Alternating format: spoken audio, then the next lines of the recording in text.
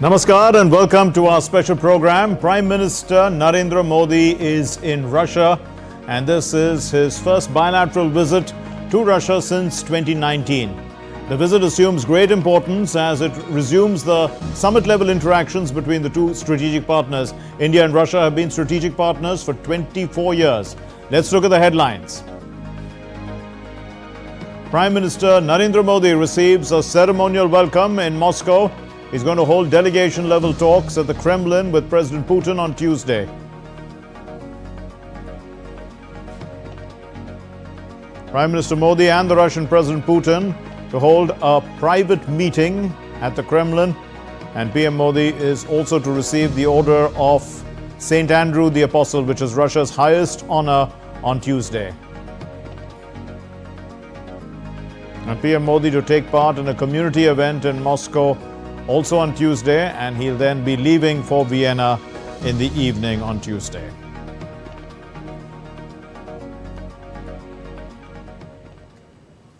And let's show you a specially compiled video of how Prime Minister Narendra Modi was welcomed in Moscow and the warmth that he received there, the enthusiasm writ large on the faces of the Indian diaspora. Let's take a look at this video, followed by reactions from the Indian diaspora as well as Russian performers.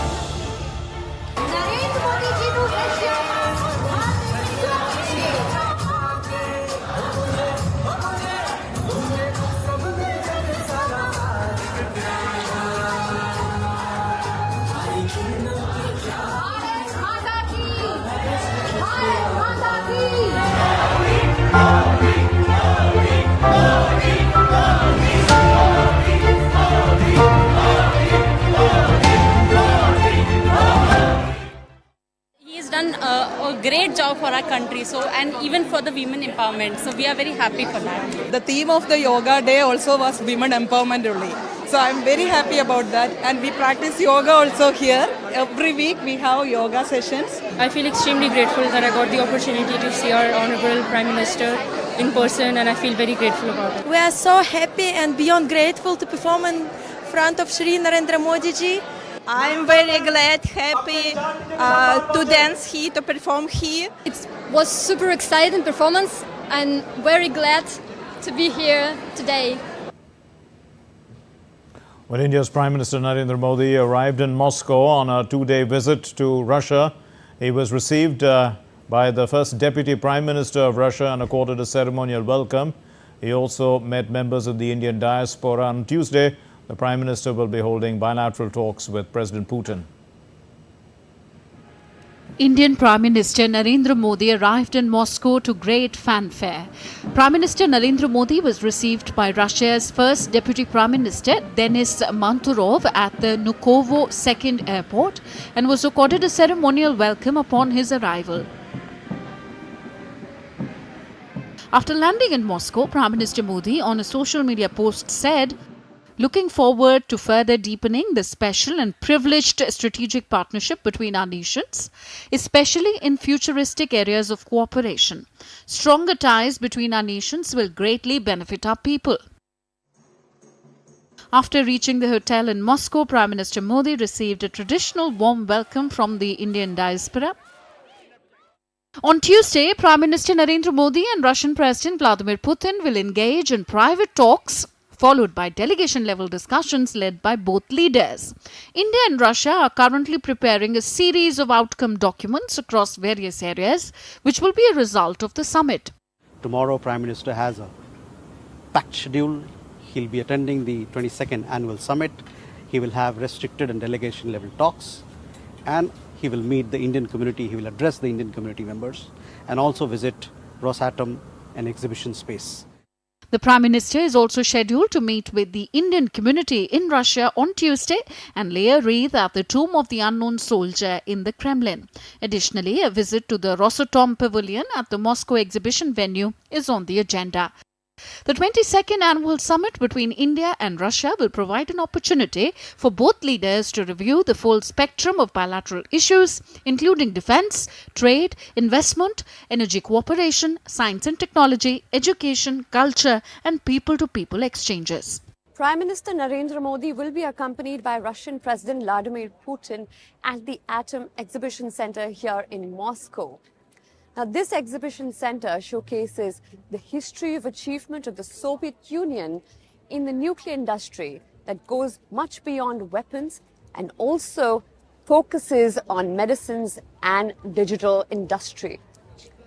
The two leaders will also be looking at the history of the nuclear industry from the Soviet era to the modern times and the cooperation between the two countries.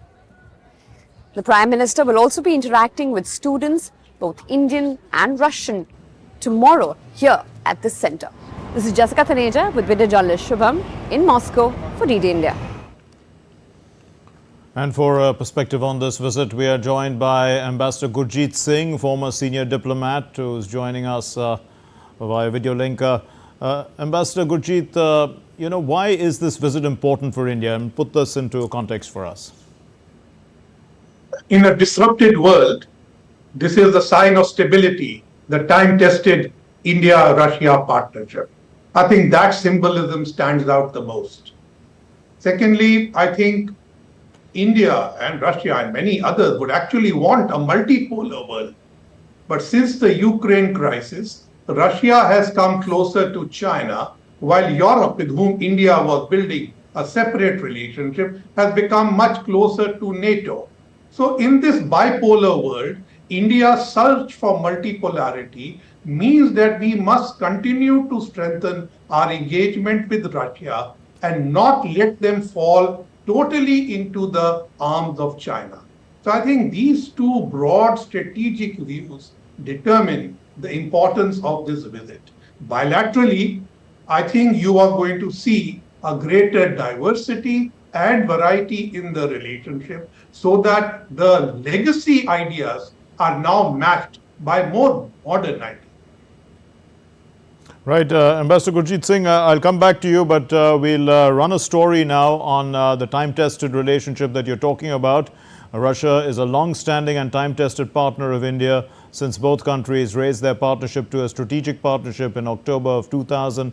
The ties have acquired a qualitatively new character. There's political, security, defense, trade, science and technology, culture and people-to-people ties as the broad areas of cooperation. Here's Mihir Makuri's report. India and Russia share a long history of cooperation that dates back decades. Russia has been a long-standing and time-tested partner to India. Development of India-Russia relations has been a key pillar of India's foreign policy. The annual summit between the Prime Minister of India and the President of the Russian Federation is the highest institutionalized dialogue mechanism in the strategic partnership between India and Russia. India and Russia share deep historical roots, significantly strengthened by Prime Minister Narendra Modi during his tenure as Chief Minister of Gujarat. Now let's take a look at the growing ties between India and Russia. PM Modi's first visit to Russia on the 6th of November 2001 when he was Chief Minister of Gujarat. PM Modi accompanied the then Prime Minister Atal Bihari Vajpayee to Moscow for India-Russia summit with President Vladimir Putin. During this visit, the then Chief Minister Modi signed a protocol pact for cooperation between Gujarat and Astrakhan.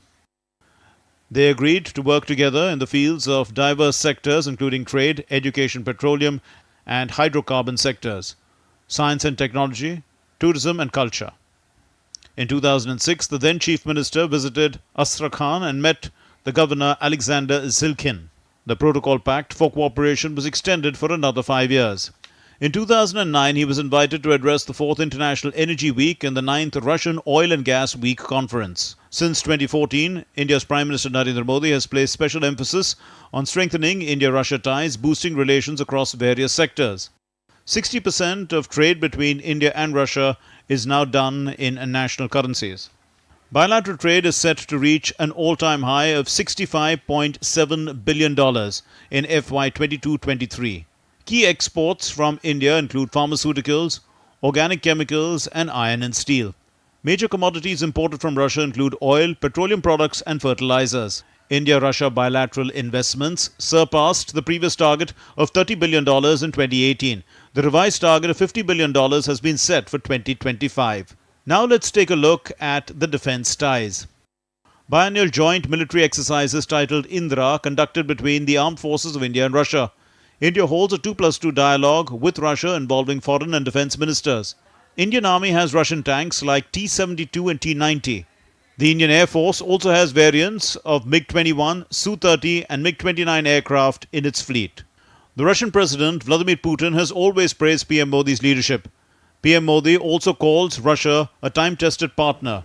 This visit has taken the ties of the two countries to a new high. Mihir Makuri's report, DD India. Let's turn once again to Ambassador Gurjeet Singh, who is with us. Ambassador Singh, defense ministers, the NSAs, other ministers, the EAM and the foreign minister, they keep meeting regularly. Has this maintained the momentum of the relationship, even though this particular summit is taking place, for the first time since 2019? When I headed the division dealing with Russia, at that time, besides the summit, there was the Intergovernmental Commission, which was basically at the level of foreign ministers, and then there was the defense ministers' dialogue. But the sheer volume and variety of engagement now, and the frequency with which it takes place, not waiting for formal engagement, but on the sidelines of major meetings and the like, gives you the impression that the India relationship with Russia is extremely vibrant. And I think that is where the difference comes. We still have that confidence of the past, and we are linking it to a more confident outlook to the future.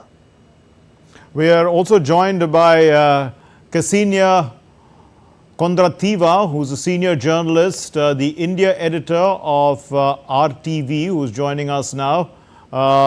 Ms. Kondrativa, thank you for being with us. How is this visit actually being viewed in Moscow?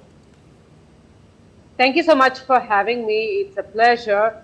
There is a lot of excitement in Russia, and I've been covering bilateral relations since 2011. And I think, at least from Russian point of view, there never has been so much attention to what India does, what India says, and how India grows as it is today. So first of all, the relationship has taken really forward, at least on the economic side, because for the past 2 years, we've seen a surge in trade. It has happened mainly due to trade in hydrocarbons and crude oil, which is very important for India to sustain high level digits of GDP growth. But a lot of other areas where cooperation is happening, and we see new projects, be it manufacturing, even in the defense sector. In India, we tend to hear, especially from the foreign media outlets, that India has strayed away from Russia as its at times largest defense partner. But that's not really true. If you look at India, it has been pursuing its policy of self-sufficiency in defense and other sectors, of course, as well. But Right. for the defense sector. It's very important. So if you look at what's happening, it's a new nature, new kind of defense cooperation. It's no more imports of different weaponry from Russia. This is a time of a joint project. This is a time of defense project under Make in India initiative, and they are happening. Just 2 days back, Russia's Rostec has announced a new venture which was not in public before. So I think we have to look at what's happening in India's defense sector and what India's approach to defense is, to really understand what's happening on that side. So, Ms. Kondrativa, also, if we look at the people-to-people ties, has the relationship been affected, by Russia's military operations in Ukraine? Have, people coming to India from Russia come down, the numbers, and vice versa also? I personally haven't seen any decrease in the relationship, but let me know that India's diaspora in Russia and vice versa, Russia's diaspora in India has been more or less constant, and it dates back to a lot the previous decades of our relationship. It has not really been growing, although I see a bit more Russian people going and settling down in India. A lot of them are entrepreneurs, because India has really become a bit better in terms of doing business. So there are people who are going to, let's say, Bangalore, which is an IT capital, and setting up their IT startups. In Russia, there have been people like a new blood, we can say so, in the diaspora, but it's not growing exponentially like Indians in the Middle East or even the US. That's why when we saw today Prime Minister Modi's delegation coming to the hotel here just opposite Kremlin, we've seen a lot of Indians in the streets, and we would want to see thousands of them probably, and not just hundreds. So I think it's important even for the business ties to grow ahead and to deepen. It's important for people-to-people ties also to develop. Ms. Kondrativa, how welcoming is Russia then to Indian businessmen? And, what are the areas of business cooperation that can be explored by Indian businessmen? The last visit of the Prime Minister took place in Vladivostok in the Far East. And over there, there looked like there was a whole area or a new area of interest for Indian businesses. Right. See, one shouldn't forget that Russia is huge as a country. So in the Far East, there would be some opportunities in mining, in diamonds, in logistics, especially now at the time when Russia is under sanctions, and logistics is the sector to look at, even for SMEs, because they can set up their clearing agencies and customs support and whatnot. There are a lot of unexplored opportunities in IT. At some point of time, Russia and India were considered kind of competitors in the IT sector. But the more we look into it, and I've had a chance to report deeply on the sector, you see where the countries can complement each other. Now, innovations, both Russia and India do invest in innovations, and both countries have very bright minds. It's just the, I think young Indians would look more towards the West. So this is the time when they can actually explore opportunities in Russia, because Russia is not just one country, it's Eurasia in whole. And that's a very different market, very challenging market. If you look at Russia's IT, if you look at Russia's banking, it's one of the most advanced, in Europe, even under sanctions. It's still, I would say, doing wonders, the IT services that are there. So there's a lot for Indian companies to do here and to explore here. Russia was placed under sanctions 2 years back, and the sanctions pressure just increases. A lot of European companies have withdrawn from the market. Right. That again opens ample opportunities for Indian companies, be it consumer goods or electronics or automobile sector, spare parts for the cars. Right. You can look at all these sectors. Right, we'll leave it there. Thank you very much, Kasina Kondrativa. Thank you for joining us from Moscow and sharing your views on India-Russia ties. And DD India correspondent Jessica Taneja is standing by as well in Moscow, and she joins us live, and she's talking to Devesh Kumar, who's the CEO of Anicare Bioscience. Over to you, Jessica.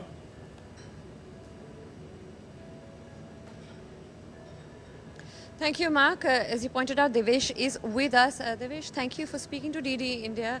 It's been an eventful day today, and you saw the Prime Minister. Jessica, I'm holding you for a moment because we have got some visuals coming in of Prime Minister meeting President Putin in that private meeting a short while ago, or that is currently underway. And these are visuals that have come in a short while ago from Moscow, where the Prime Minister has moved in for a private meeting with the Russian President Vladimir Putin. A warm hug, both the leaders meeting each other for the first time in person since the Samarkand SCO summit, where they had met on the sidelines of that summit. And one recalls at that summit is when the Indian Prime Minister had mentioned to the Russian President that this is not the era of war. We wonder whether there are going to be any such more, at least interventions or pushes towards peaceful conclusion to the Russia-Ukraine conflict.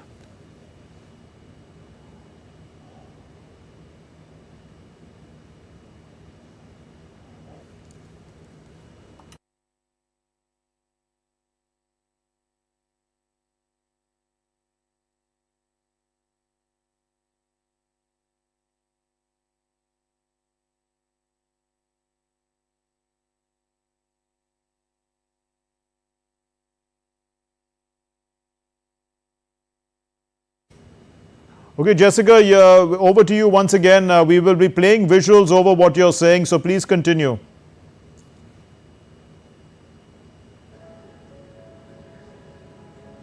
Right, thank you, Mark. And as you pointed out, this important meeting between Russian President Vladimir Putin and Prime Minister Modi is underway. I have with me Devesh Kumar. Devesh, this time the focus is on the economic agenda, which is being said would be the principal driver of this visit, and certainly looking at diversifying ties beyond defense and energy sector. Our bilateral trade has enhanced and almost reached $65 billion.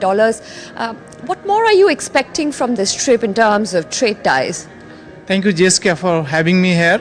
Of course, I'm excited, and even Indian diaspora is excited to welcome Mr. Modi, and we are excited that after this meeting, some good news is on the way, is coming here. I'm also proud to represent a country which is the fastest growing economy in the world in 21st century. As far as Russia is concerned, our business relationship is growing. However, if you will see, I am the business person from the pharma industry. So pharma is degrowing a little bit. And pharma, we have already, embassy also asked some feedback, and I am confident and embassy has checked out the question related to the pharma industry, how we can grow.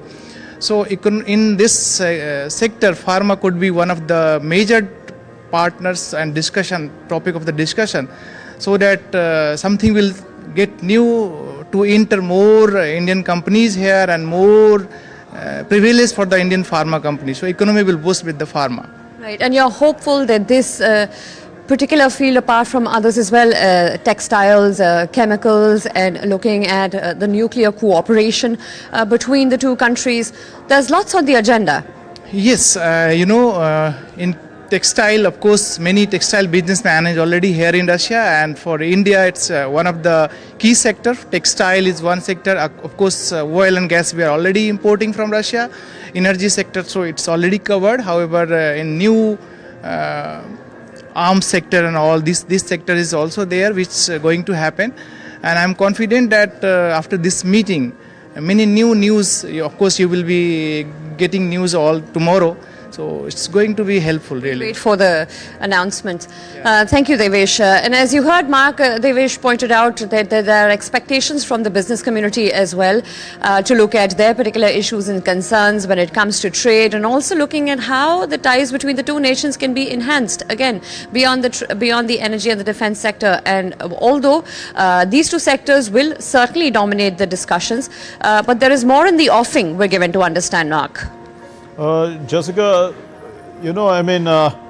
the economic ties obviously are extremely important, but the point is that the balance of trade is very much in the favor of Russia currently, and India has been importing a lot of oil and fertilizers and petroleum products. To what extent, is the Indian business community there looking to try and balance the trade? Pharmaceuticals was one area in which India can sort of increase exports and help India sort of balance the trade.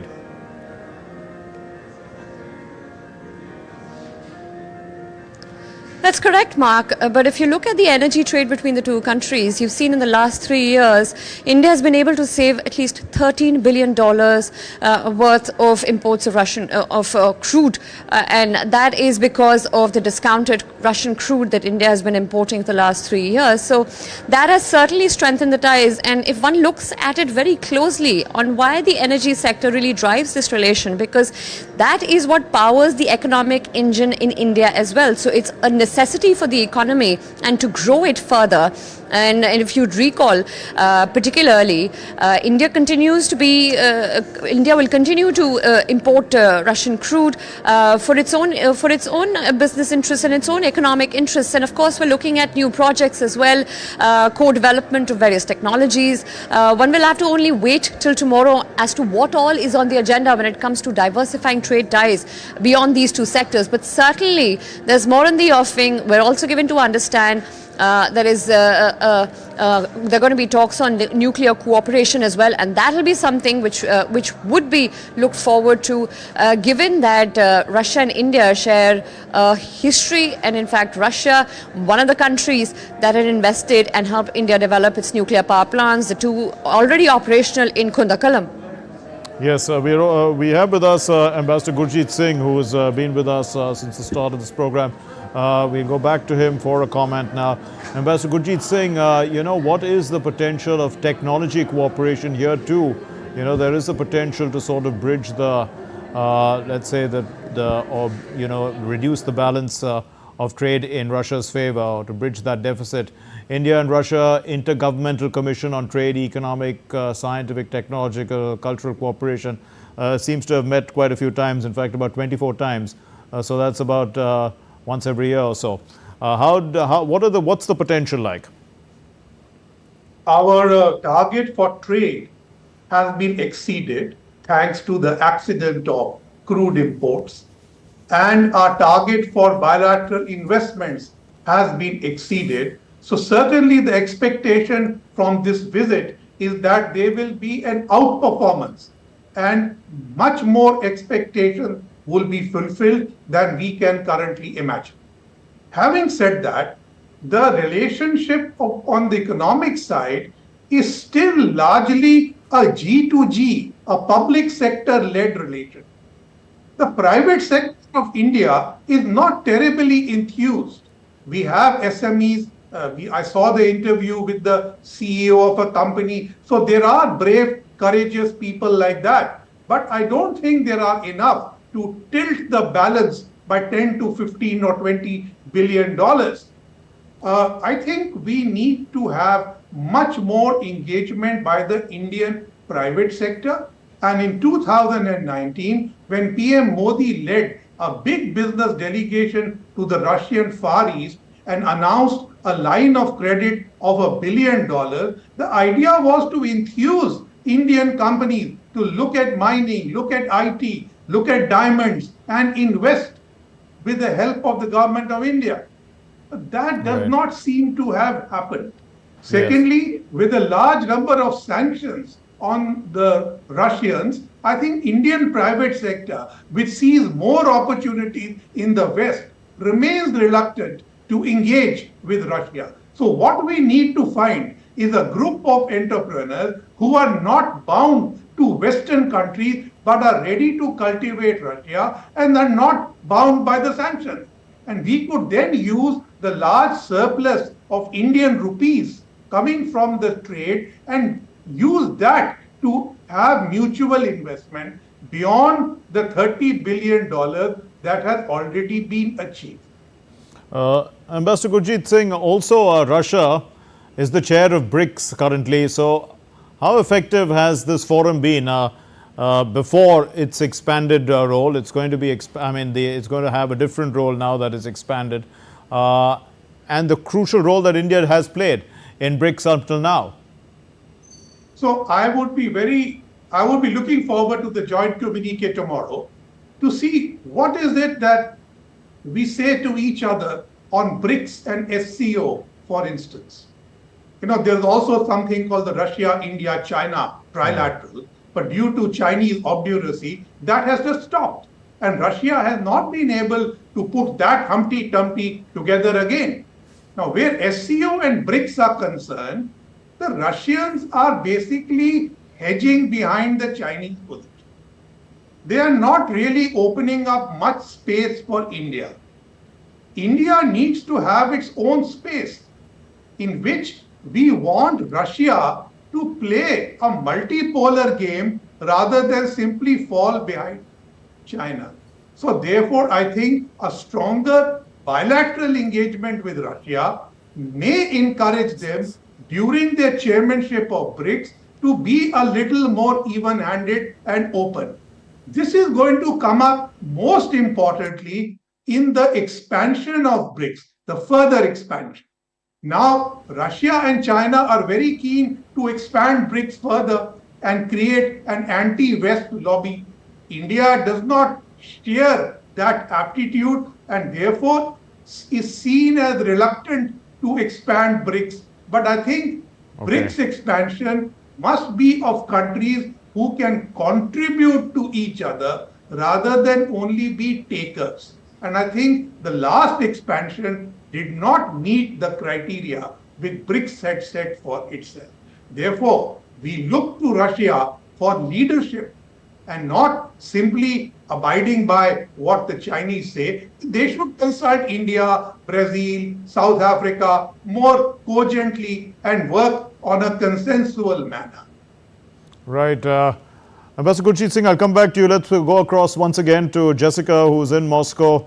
Now, Jessica, Ambassador Gurjeet Singh has been talking about, the Russia-China relationship. It could have a bearing. I'm not saying that he's saying that on India-Russia ties.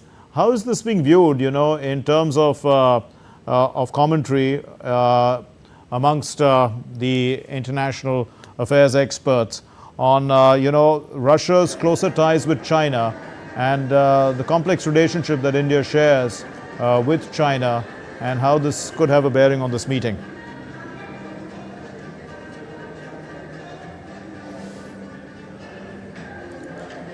Well, that would be, difficult to estimate as to how, what kind of bearing it would have. But it is important to point out, and if you would recall, former India's ambassador to Russia, Katsaran had said that the Russia-China relationship does occupy the Indian strategic mind space quite a bit. But that's not a concern. India has figured the fact that it does sort of continue to practice the policy and principles of strategic autonomy, and also ensuring that Russia is not isolated and alienated as it is by the heavy sanctions imposed by the West, and it continues to sort of have that place and not become vassal to the Chinese. And that certainly doesn't look like the case, wherein diversifying trade ties with Russia would certainly be an answer to that. Also, Jessica, the SCO, in fact, the last time that Prime Minister Modi met President Putin was on the sidelines of the Samarkand SCO summit, and it was there that Prime Minister Modi told President Putin that this is not the era of war. The question that some people may have in mind is whether there is going to be a move towards peace, at least between Russia and Ukraine, and whether India can facilitate that.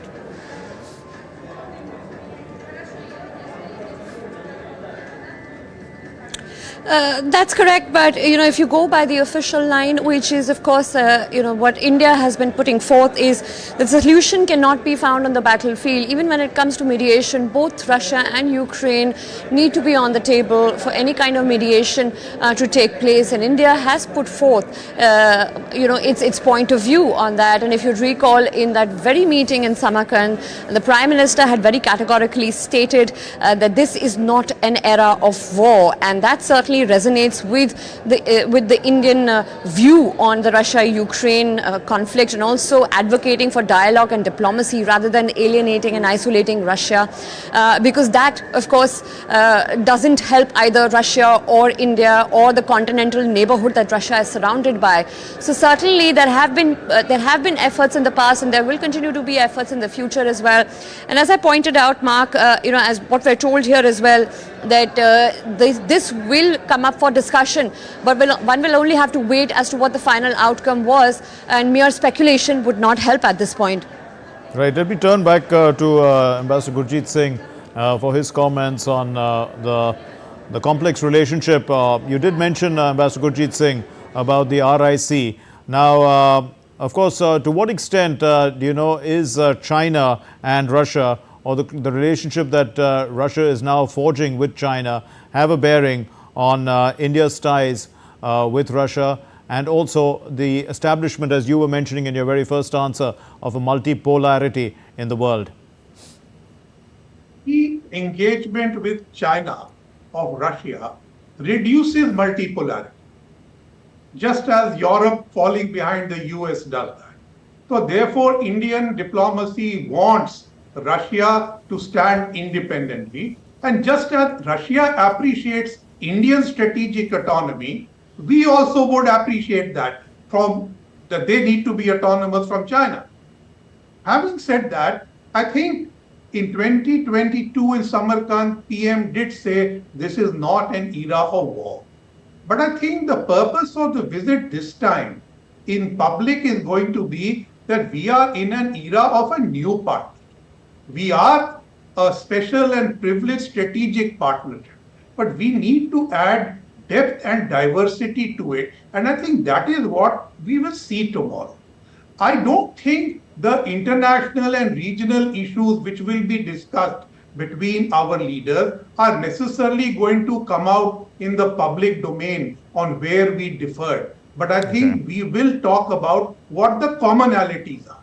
But I don't think there's any point in hiding behind the fact that the strategic understanding of Russia and India does not have a coherence everywhere, just like it does not have between India and the US on Afghanistan, on Pakistan, on China, on the Indo-Pacific. I think India and Russia have differences.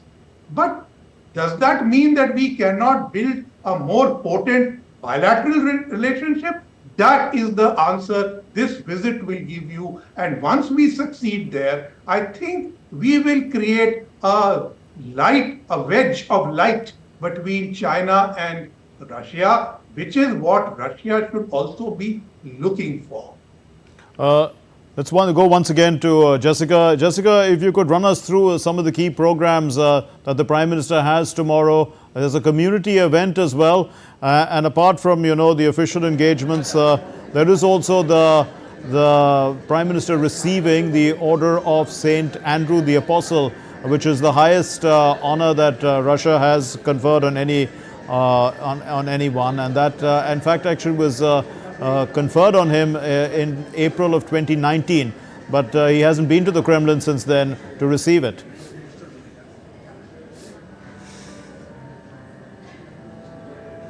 That's right, and if you recall, it was Russian President Vladimir Putin who had, when his last visit to India in 2021, he said this is a time-tested friendship.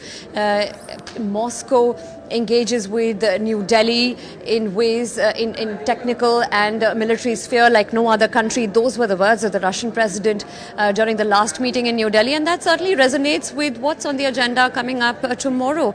Of course, he's going to be visiting the Kremlin, and as you mentioned, he will be given the honor as well, and most likely we're expecting we're expecting delegation level talks and of course restricted talks as well. All the agendas have been laid out so far, and apart from energy and defense cooperation, as I pointed out, we're looking at diversifying our trade, especially in different sectors. Co-development of technologies is on the agenda as well, and that is something that will be crucial to watch for as to which other areas apart from the technology and fertilizers, as well as looking at other commercial trade, which includes, of course, much beyond the textiles as well as pharmaceuticals, looking at co-production of different technologies, even in the military sphere, would be interesting to watch out for as and when we receive the details of the various MOUs signed tomorrow. But Mark, it's worth noting that this visit has had a significance of its own, wherein it takes away all the speculation at this point and continues to live up to the fact that India and Russia have historic ties, and Prime Minister Narendra Modi and Russian President Vladimir Putin are time-tested friends, and that certainly would enhance the cooperation further. Okay, thanks very much, Jessica. We'll come back to you for a lot more tomorrow. Thanks for being with us for the moment. Now, India signed a deal. In fact, let's go back to Ambassador Gurjeet Singh for his views. Ambassador Gurjeet Singh, Jessica was talking about defense production. Now, India signed a deal in 2018, actually. This is to procure 5 squadrons of S-400 missiles. Now, there have, I think, been 3 have been received and 2 are expected. Do you see these delays as a matter of concern? So, can I just comment on the Order of St. Andrews? This order was actually established in 1698 by Peter the Great. Yes. So it's really an ancient, time-tested order. And he is the patron saint of Russia. So this is, I think, really a great honor. It makes me very proud. Now, to answer your question on defense, the Ukraine crisis defines Russia's abilities to export military hardware. They are a country at war. So we have to understand that Prime Minister Modi is actually visiting a country at war. Now, their military equipment has been degraded, used, replenished. So I don't think they are in a position to keep to their agreement to fulfill the last 2 batteries of S-400. And that is a constraint for India because A, we cannot get something similar for elsewhere, and B, those are important in our standoff with China. There does not seem to be a solution till the Russians have adequate supplies to send them to us. I'm not certain whether this is going to be covered in talks tomorrow, but if the Russians, after this meeting, was to say we are sending you the remaining order of S-400, I would say that is indeed a positive development. The other positive development would be if the additional units of Kudankulam nuclear power plant could come on stream soon. Okay. Mark, when we talk of climate change, we invariably talk of solar power. But for every solar panel, we have a Chinese dependency. The Russian nuclear power plants give you a climate-friendly option, which is not China dependent. So if we can expand that more rapidly, I think that will be a very positive thing. Right. Also, Ambassador Gurjeet Singh, is there a chance then of co-production going beyond BrahMos that we already have? And, recently we saw also the AK-203s being produced in Amethi. What about bigger things like S-400s and all that? With the sanctions on the Russians and the missile technology control regime of which we are a part, I think there will be certain constraints on high-tech defense collaboration at the present time.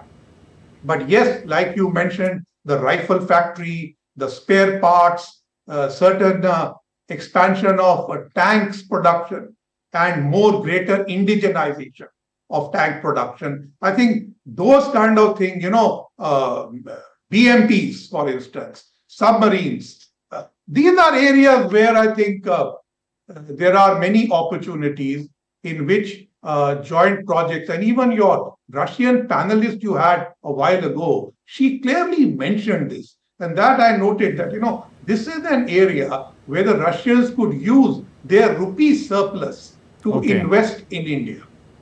Right, that's an interesting point of view. A final question to you, Ambassador Gurjeet Singh. There was a strong influence of Russian writers on post-colonial Indian writing in all languages, actually, during the Soviet Union times. Now there's also a possibility of modern Indian writing influencing Russian literature. Do you see greater cultural cooperation? I mean, moving beyond just yoga and things like that, where we go into the deeper understanding of what has been a much stronger relationship bound by common ideas and ideals.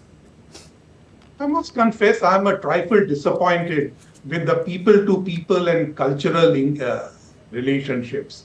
These have not kept pace with time. The heady days of Raj Kapoor's movies, or as you said, the various writers in various languages, the reverence with which Munshi Premchand was treated, and, the various Preet Ladi in Punjab, for instance. But I think that era is gone.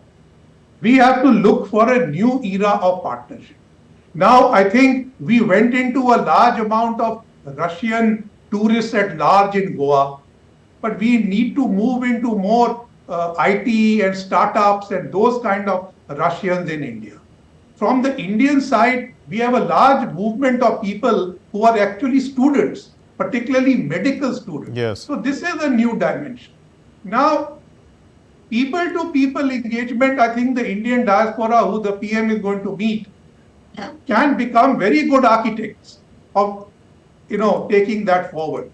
But as your Russian panelist also said, there is inadequate presence of Russian diaspora in India. Yes. And I think that is a weakness. And that reduces the culture. No, the cultural exchanges are again G2G. Absolutely. We need to bring that into the private sector as well. We leave it there. Thank you very much, Ambassador Gurjeet Singh. Thank you for throwing light on the larger dimensions of the India-Russia relationship. Now, from Russia, India's Prime Minister Narendra Modi will be traveling to Austria and the capital of Austria, Vienna, over 2 days. And the last time that an Indian Prime Minister had visited Austria was over 40 years ago. Although India and Austria have been friends for 75 years with extensive trade, technology, sustainable development and people-to-people ties. The Prime Minister will also be interacting with the 31,000-strong Indian diaspora in Austria to further strengthen relations with the key European nation. DD India's Gautam Roy reports from Vienna. India-Austria ties go back 75 years. They both share common values such as democratic principles and pluralism. Prime Minister Narendra Modi is visiting Austria on Tuesday and Wednesday, where he'll call on President Alexander von der Bellen and hold delegation-level talks with his counterpart, Federal Chancellor Karl Nehammer. In his departure statement, the PM said, "I look forward to my discussions to take our partnership to even greater heights in new and emerging areas of innovation, technology and sustainable development, among others. Together with the Austrian Chancellor, I look forward to exchanging views with business leaders from both sides to explore mutually beneficial trade and investment opportunities." Austria has a multicultural society with over 31,000 strong Indian diaspora. The PM will also be interacting with them during his visit, which is a much-awaited event for the members of the Indian community. Everyone is looking forward to meet Prime Minister Modi ji, and It's after a long time that an Indian Prime Minister is coming to Austria, and he has done a lot for the foreign politics and helped a lot for the economic growth and everything. So everyone is looking forward. Indian diaspora, especially the students and researcher, the like subgroup I belong to, is very excited for Prime Minister Modi's visit to Austria. We are looking forward to it, and I am pretty much excited to see how the socio-economical and cultural aspects play forward from this point onwards. India and Austria have extensive relations from infrastructure, technology to sustainable development. Trade is well balanced, around $3 billion each year. Indian exports to Austria stand at $1.52 billion. Imports from Austria stand at $1.41 billion. Indian investments in Austria amount to over $1 billion. Austrian investments in India are at over $800 million. Austria offers opportunities for collaboration in multiple fields, ranging from infrastructure, renewable energy to startups. India and Austria Startup Bridge was launched in February 2024. 20 plus Indian startups went to Austria in June this year to participate in a startup event. India and Austria have also inked a landmark comprehensive migration and mobility agreement in May 2024. India and Austria have been friends for 75 years, and a gap of over 40 years will be filled by the visit of India's Prime Minister Narendra Modi to Austria and when these two leaders meet. There's a 31,000 strong Indian community as well who've been looking forward to interact and meet the Prime Minister, and all these events will take the relationship between India and Austria forward into the future, be it in trade, tech or sustainable development. With Count President Pramod Negi, Gautam Roy in Vienna, Austria for DD India. Well, the Indian Prime Minister is visiting Austria on a two-day visit starting Tuesday. It's after a gap of over 40 years that we said that an Indian Prime Minister is touring Austria, which, has a multifaceted relationship with India for the last 75 years. Now, India's ambassador to Austria, Shambhu Kumaran, spoke to DD India's Gautam Roy that the PM's visit to Vienna is going to add further dynamism to this relationship.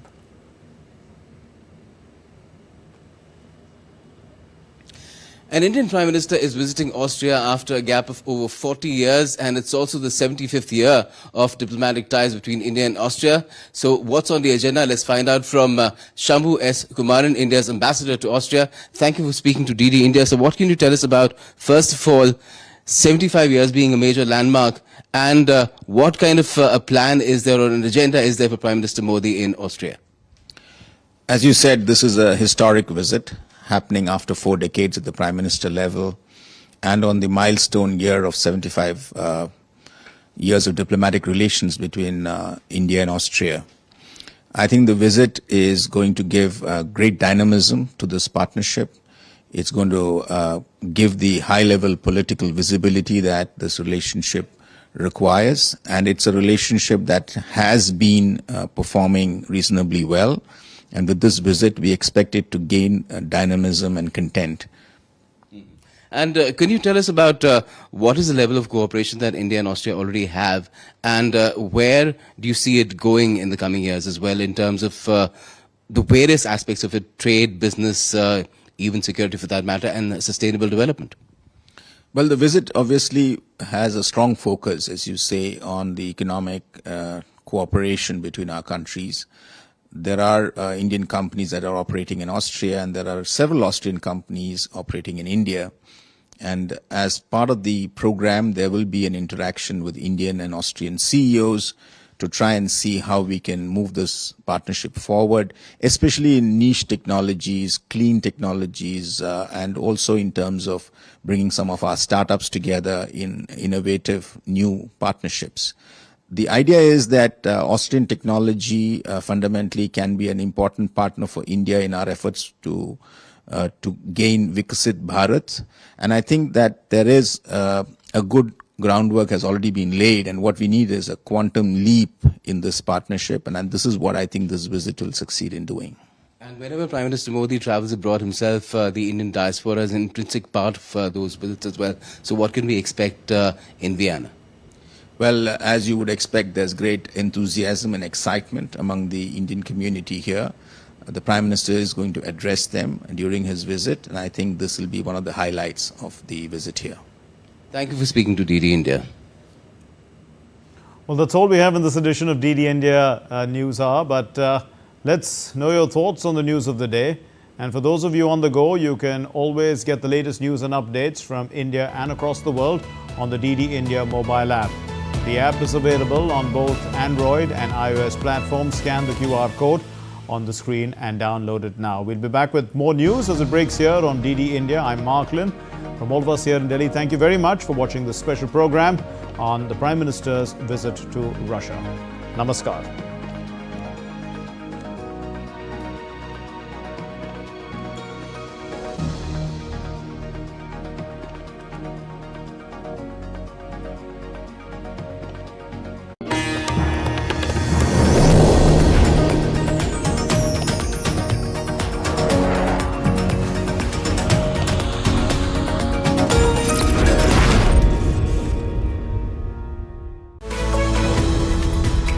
We just don't bring you